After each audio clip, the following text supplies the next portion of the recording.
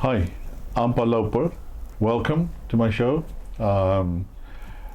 Reflecting with Legends. And today, yes, I certainly have a legend with me. He's a young man, very, very talented, who has served the Punjabi music, or music, I should say, in UK for many, many years. And I know him from many years when he was very young, I would say. And his name's Bhupinder, but I'm going to call him Tubsy because everybody knows him by Tubsy. And believe it or not, he hasn't got a Dolak sitting next to him today. And that really makes a change because everybody else is so used to seeing him with the Dolak. And we'll call it a Dolak. Okay. So, Tubsy, welcome to the show. Thank you. Thank you so much. And it's great, a real pleasure on having you, and you found the time to be with us. You know, very busy man. Well, never too busy for you guys, and never too busy for Punjabi music. I'm going to flatter you a little bit before we start. Oh, God, I like flattery.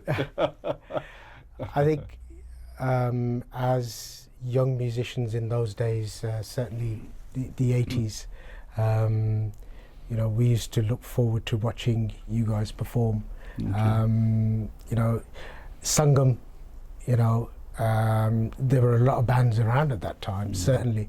But I think, you know, certainly Sangam was just as popular as Apna Sangeet, DCS, Chirag Pehchan, certainly the Birmingham bands.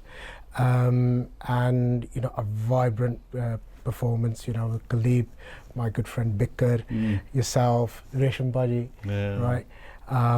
Charlie? Yeah, Charlie, of course. What a musician, eh? Yep. And later on Bindi and Prem. Yes.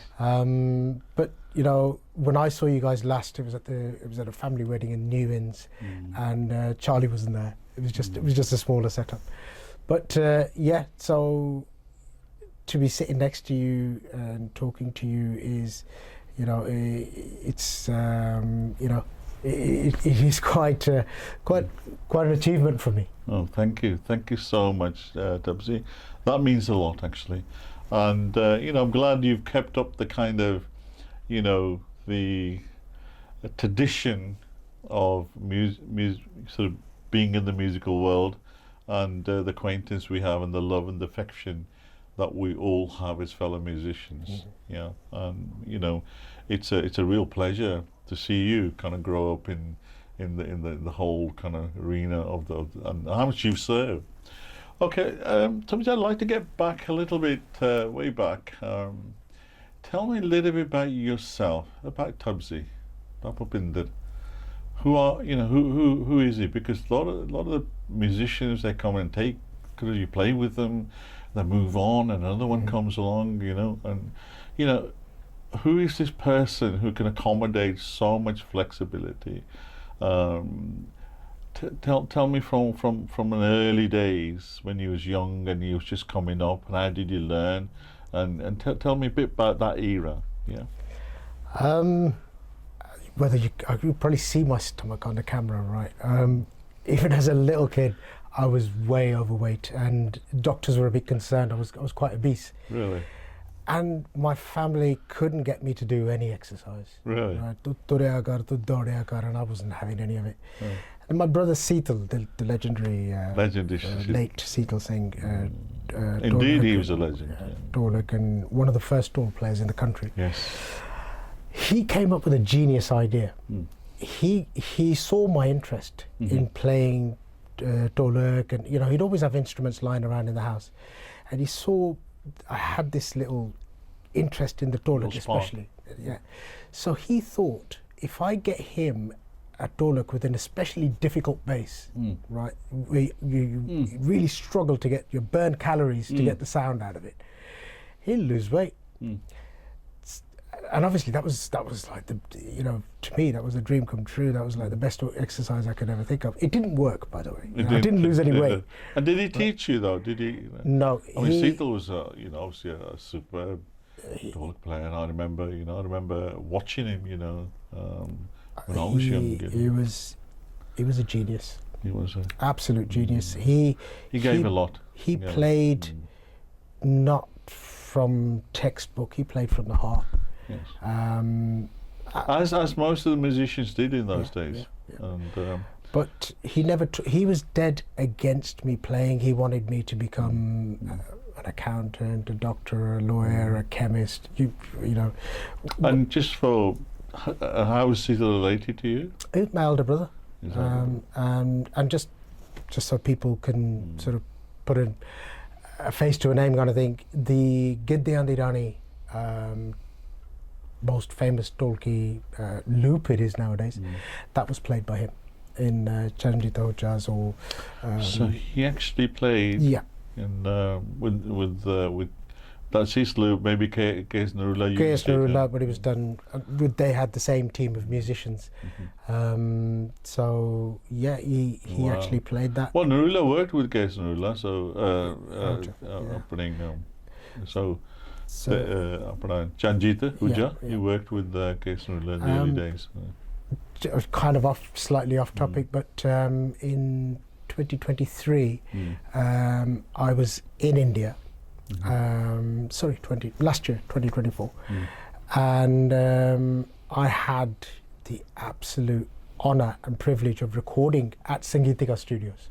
I went to do some percussion, actually for a track that my son had produced. And as I walked in, Charanjit ji was sitting at the desk, and I went straight over Peringathlai, and he looked at me and he said, "Yaar ek England ch munda hunda si lamba ja, Dolak bajana hunda si." And I don't know whether he knew that my brother had passed. And automatically a tear came to my eyes, and touched his feet again and said, "Ustaad ji, main unna da chota bhra hai." Yeah, so coming back to Tubsy, then obviously Sital wanted you to sort of,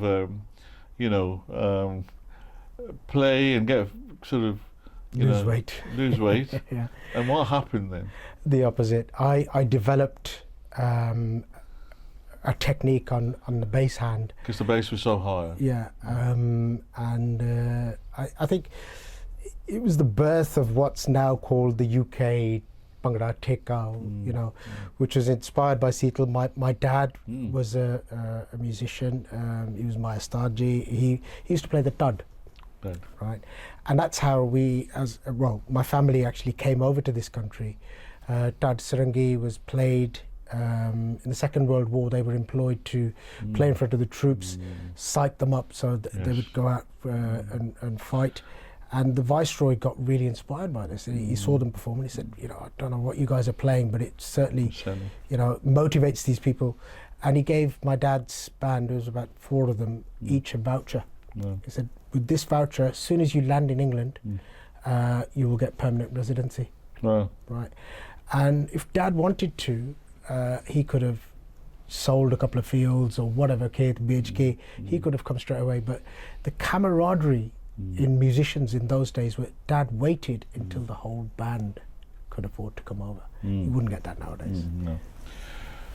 So, in effect, music was there in the house, and I mean, going back in the days for Sital's days, my days, or a little bit sort of, I came later, in those days was to learn an instrument was very difficult. Even to get an instrument, harmonium, a Dolak, we had to go to the temples, we rely on the temples. A lot of the interviews I've done, and we all talked about the same thing. The temple gave a lot, purely because there's accessibility to the instruments, and it's probably a good source to learn, but it was very limited. Even the Gani would only know a couple of shabds, So you was quite privileged then, the fact that you had everything around you to be able to learn. And what that did to you? Did it accelerate your learning, or did it, It was almost like a bit of a forbidden fruit situation. Yeah. It was there, but I wasn't allowed to touch it. I was allowed to play to lose weight, but I wasn't allowed to play to learn music. And why was that?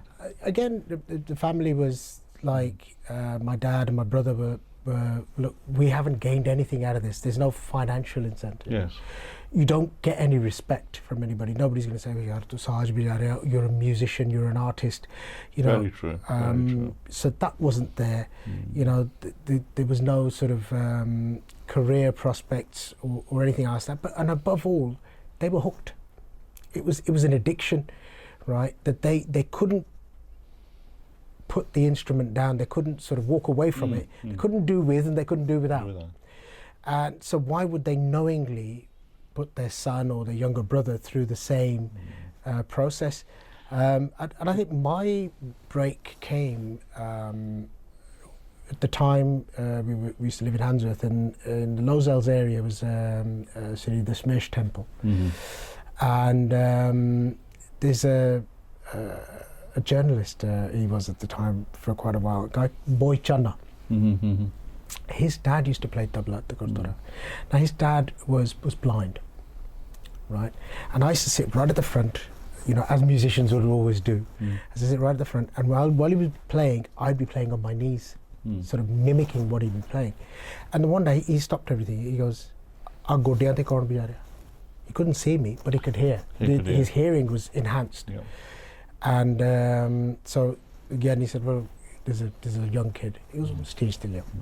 So in those days there wasn't anything like, oh, you have to be Amritari or you have to be this or that. No, those restrictions came way late. It was, you know, and so he sat me on his laps, and he said, "Kakabya," right? And that was the first time somebody actually let me play. So how old were you at that time? I was about 5, 6. So you was that young to be privileged to learn in, you know, to be able to sit on a stage and be given the green light to actually play. So what happened? Parents, did they allow that? Then did Sital sort of? I think because what was the? Did they get over the kind of the, you know, taboo that's not the way you know Tubsy's going to go? It was always mixed messages. They were. I know that Sital was quietly proud, and my dad certainly. My dad, he'd come home from work and he'd go straight upstairs. You remember the old TVs when they used to have the pakha thing at the back? Yes, right? So Dad would first come, well, yes. and he'd touch the back of the TV to see how hot it was, to see if we'd been watching TV. And then he'd go upstairs, and I'd follow him up. And while his roti and everything was being made, he would sing, because he was a taddi, and I would play. Right? So that was he was getting his benefit out, he was getting his riyaz out of it, and so was I. So that was a mixed message. And then Sital would do things like, he introduced me to a guy called Kamaljit Pappu from Coventry, who used to come and teach tabla at Holyhead School in Birmingham on a Saturday. And he'd say, "Well, tabla sek." He'd forbid it on one hand and encouraged me to learn classical on the other hand. So there was a lot of that going on. It was, again, they couldn't do with and they couldn't do without. Yes, it is a difficult situation, because I think you're spot on. You know, a career, for instance, a professional career, if you carry on the music with it in parallel, there always becomes a time then one has to give way. And I think in my era, in my lifetime, I had to make a decision, you know, does that go? But I was lucky I picked it up later. So it's one of those things, it never went away, it's still here. And I think it is, you could call it an addiction or whatever the right word is. It's something that once it's part of you, I find it very difficult to I think musicians find it difficult to let go. So moving on, how did you then go from there? I mean, you know, the bands were there. I think at the time you know, things had moved on in the UK. Music learning was okay. There were a lot of tabla players. There were harmonia teachers. The reason I say that because at our time, and certain the times of, the early '60s, there's nothing there. We just had to kind of, it's a movement as you call it, and we had to really work out. You had a strong leg. And how did you then move into the bands, and because you flourished in that, Again, my brother was a big name. Because he was with Sathigrap, wasn't he? Yeah. My brother was originally with Honorary Sangeet. Honorary Sangeet, yes. And so. Loaya. And they already had high Lus song, the hit already. Tere Theke To Sharabi Ho Jana. And so they came to, this is obviously prior to landlines, most people didn't have landlines, never mind mobile phones. So Lubaya, his brother Sodhi and Ramkishan, they came to the house to pick Sital up. And he was at work. So they were late for a show and they said, Chalo, sanu pata shota bhi jalenda, right? Chalo, appa inu le chalte. There you go. Right? And I was like ecstatic. I thought, this is it. And main hari kapde pona hi, right? And in walks Sital. Sital. Right. And they said, look, we've got his hopes up high, right? Chale tabla bhi jaluga, matha tere bache, tu tolki bhi jale. And he said, no, he's not going anywhere. And, I was only about 6-7 years old. And when you're that age, you're allowed to kick off and have tantrums and stuff, especially when your parents are there. So I did, and he sat me down and he said, and I've told this story a few times. He said, "Tu tabla bhi jana aaj?" Hanji paji. He goes, "Je tera tabla paat jabe, tu ki karunga?" I don't know. Je tenu ko kave tije gale te sarkar ya pehle gale te sarkar ya sa te ya ma te ya pa te sarkar. Tenu pata hai ki cheezaं hundiyan? Nahi paji. Tenu je ढोलकी भी जानी पै जाए, तेनू सुर करनी पै जाए, तेनू कसनी पै जाए, तेनू खिच्ची देनी पै जाए, तू दे लेगा? In those we had रस्सी ढोलकियां. I said, नहीं पाजी. He goes, जिन्ना चेर तेनू इन्हां चीज़ां दा नहीं पता ना, you're not going. राम ना बैठा रहे. Right? He goes, क्योंकि तेनू किसी ने कुछ नहीं करना. Nobody will point the finger at you. उन्हीं पूछना भी तेरा उस्ताद कौन है? तेरे उस्ताद नू गाना करनी. And of course he is reputable, well known in that area, and to be associated with Sital Paji, and luckily I'm of an age and I'm of an era when we used to take those things in and say, yes, you're right, I need to work at them. I didn't talk back or say, well, what do you want about? Right? As you would get today. And that's the reason why I still remember those words as if they were spoken to me 30 seconds ago. Right? And I tackled all of those things. Very good. And, faced those obstacles, and they're the fundamentals, aren't they? You all those things. Most of those things were explained to me by Mohan Singh Nimana, Moni, Sukhshinder Shinda's older brother, right? Who was Sital's best friend. And he was a very talented individual, Moni. You talk about in the 60s there was nobody to learn off. He used to walk miles on end to go and learn off Ustaad Gurdiyal Singh Rasia. Rasia. They were the first kind of teachers that came. And then there was Avtar Singh Raggi, who opened that shop on Soho. Yeah. So I did the rounds, not with us, no.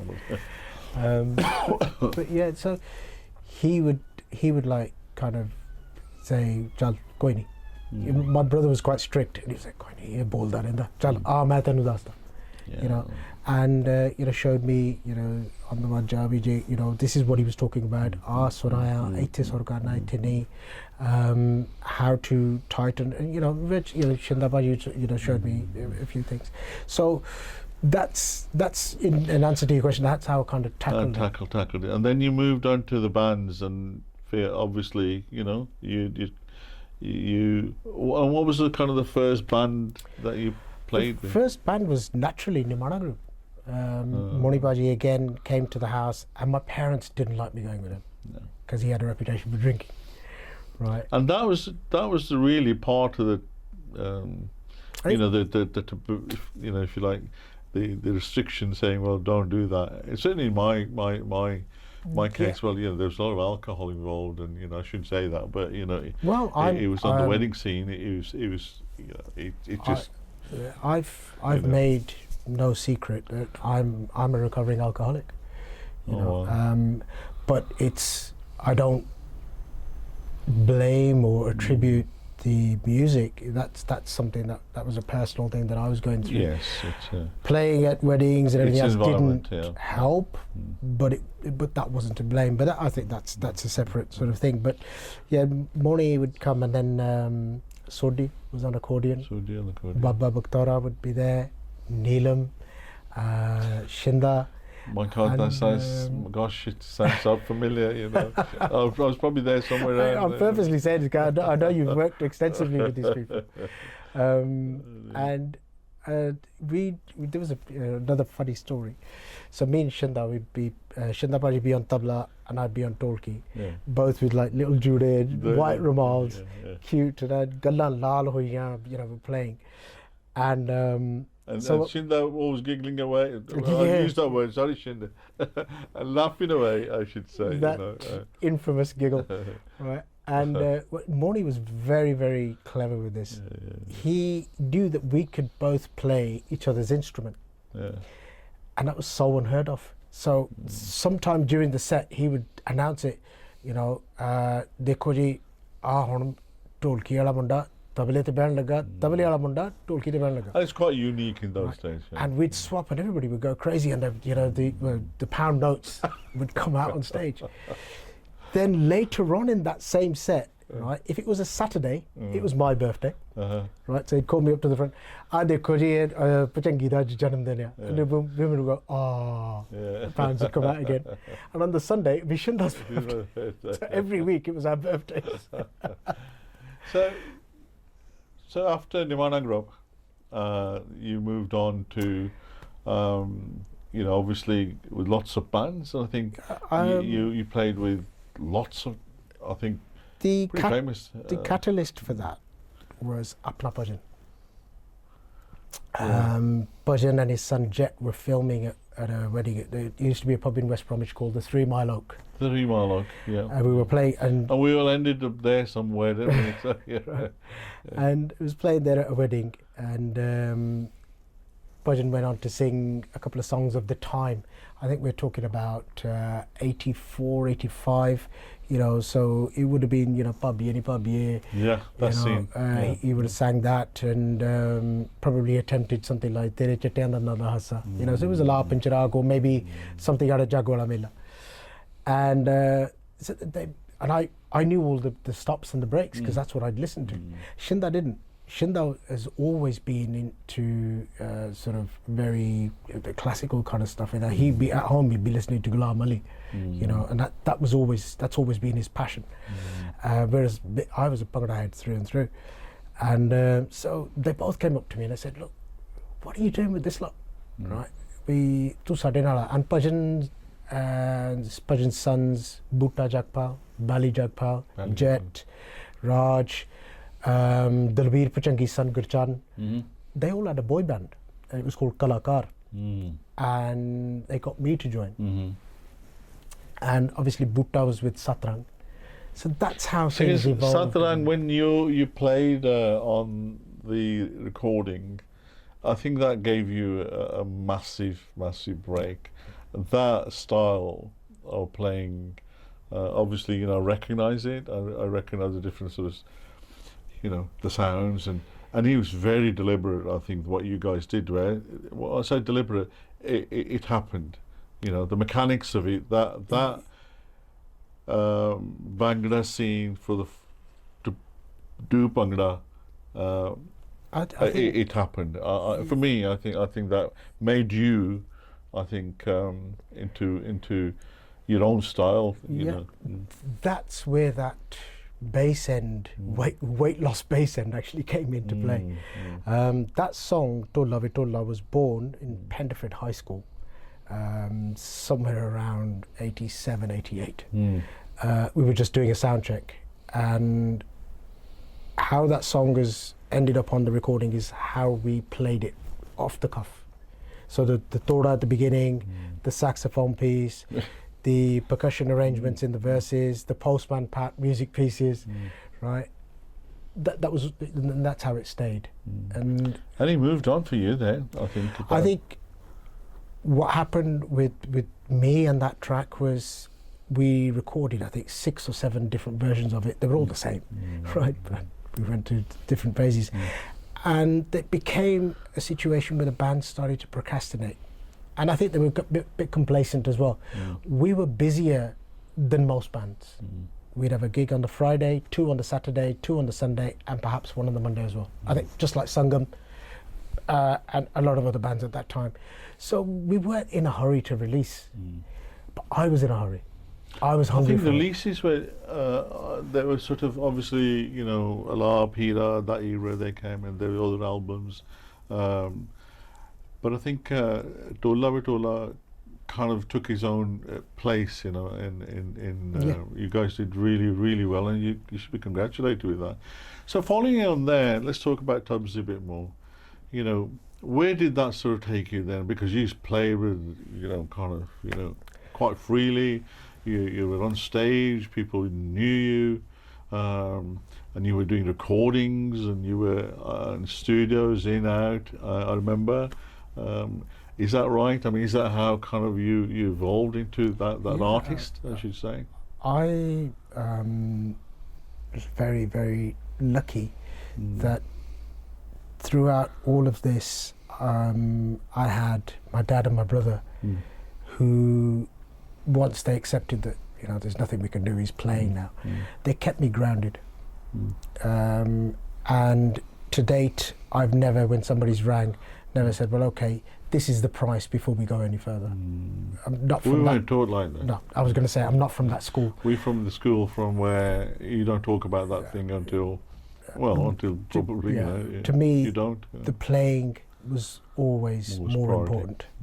And I would drop everything to play, and played with integrity and played with passion. Never cut corners.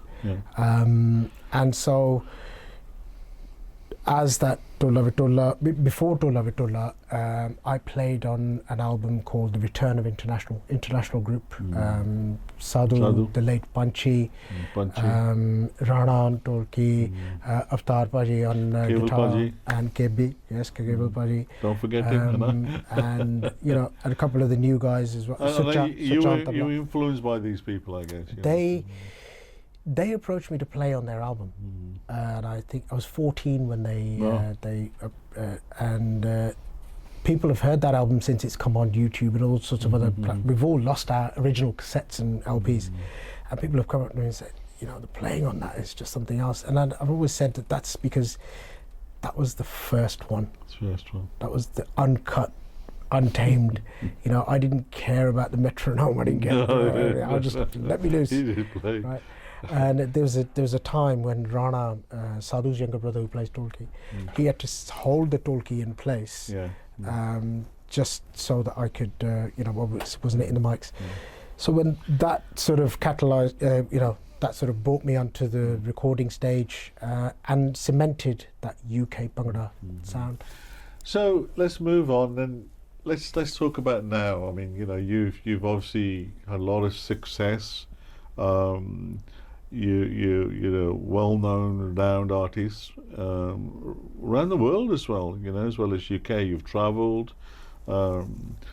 You've taken your instrument so far. It's just incredible, and really, hats off to you. And I think you've continued with the movement, as you called it, from, you know, the early '60s to the '70s and the '80s where we came.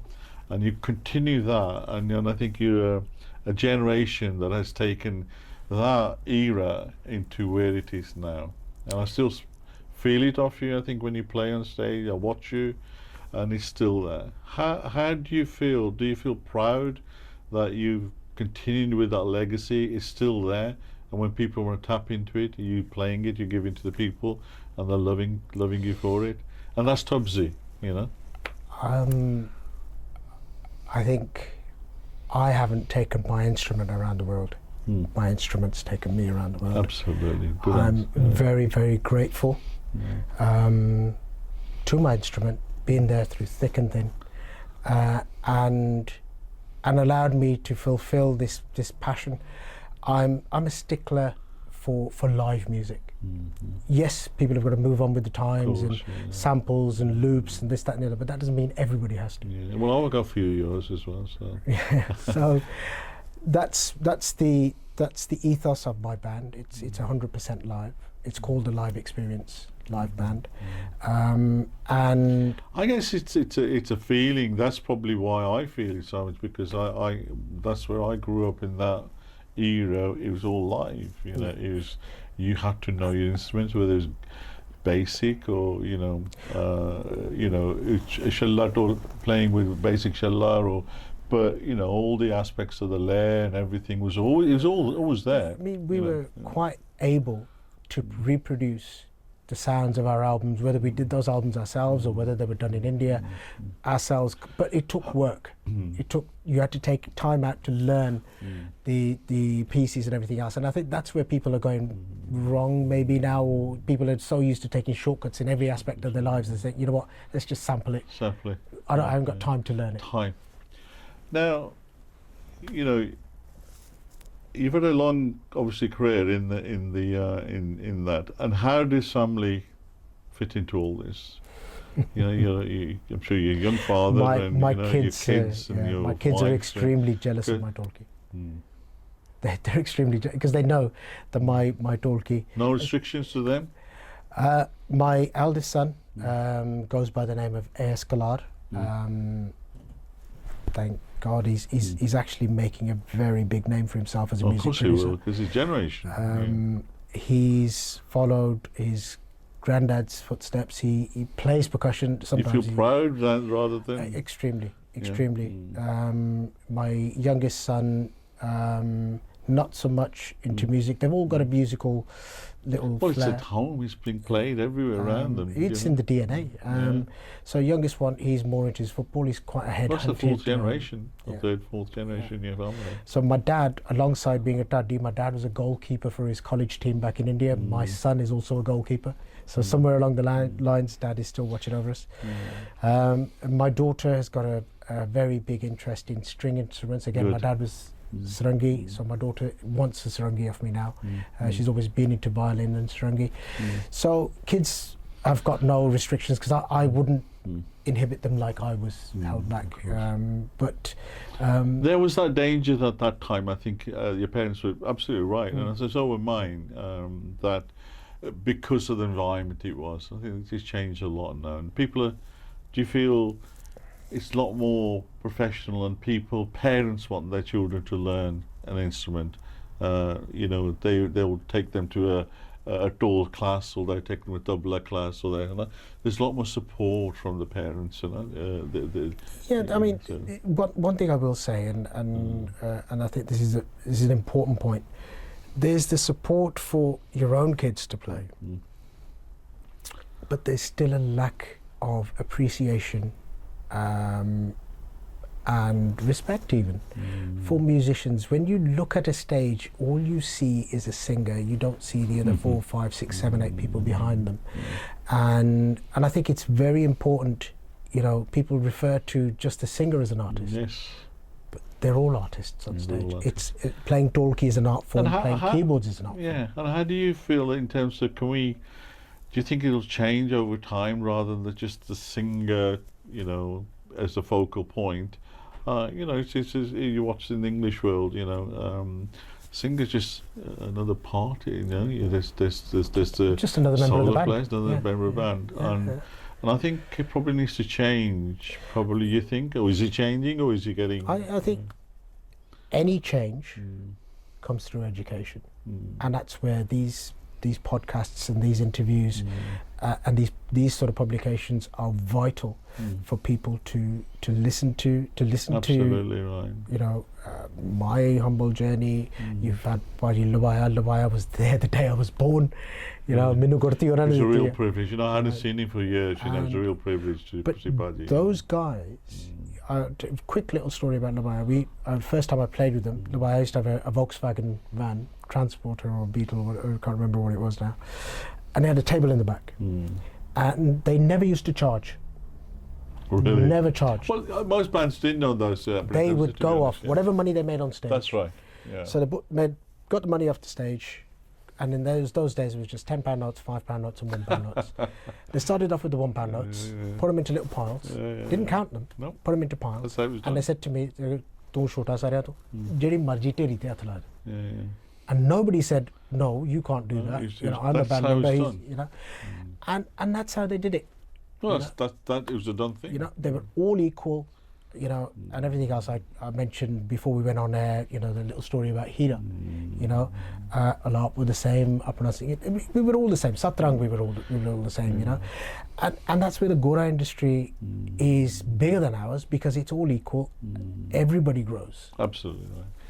So, Tubsy, the musical scene has changed a lot.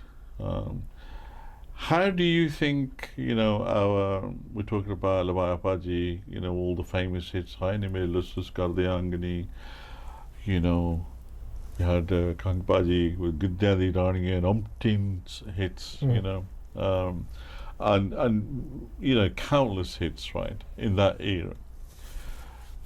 How do you feel that era, you know, is helped you, and how do you think it will help others? That we had some strong foundations from, you know, those legends, as I call them. You know, they left a lot for us to build on. Do you think it's progressing in terms of hit songs, or is it just slowing down? Is it weird? Do you think, because you're at the front end, you know, you can see where this thing is going. It's almost like, you know, I think whitewater crafting, as they call it.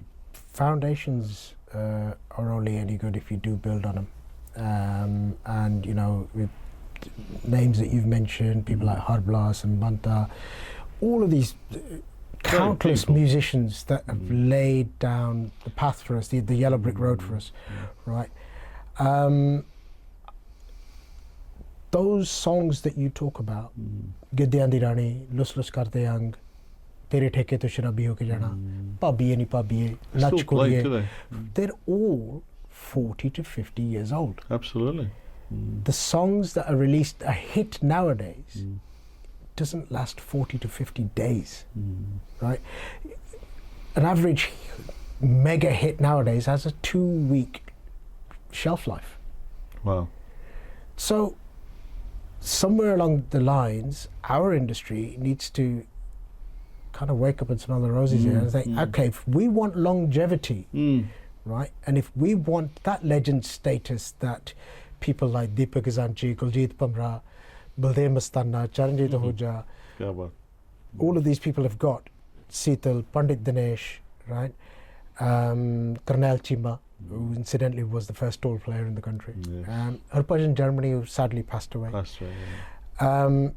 If we want that legend status, and if we want people to talk about us, if we still want to be relevant in 50, 60, 70 years' time, then maybe we need to take a leaf out of their book. Absolutely. Right? What were they doing? Let's go back to basics, let's go back to those foundations, and let's see where we can adapt what they did then to the time and everything that we have now, the technology we have now, and the listenership we have now. Don't forget, in those days, I couldn't play a Punjabi song in my house.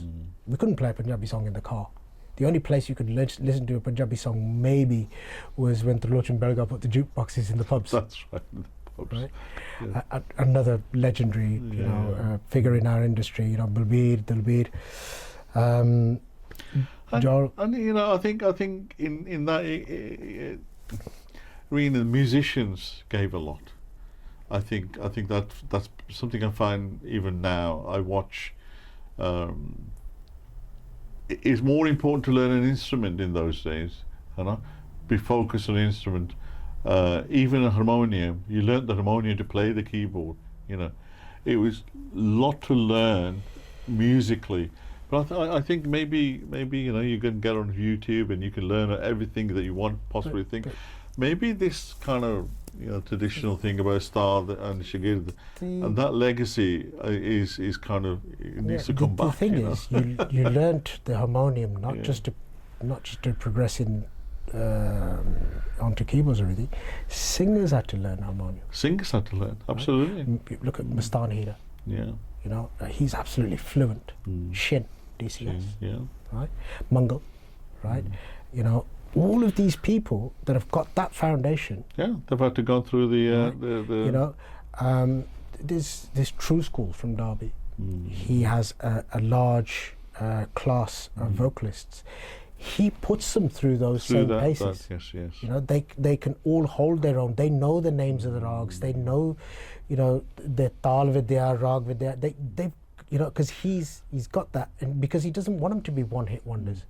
You know, he wants them to 30, 40 years down the line to be able to stand up anywhere and say, yeah, I can do that.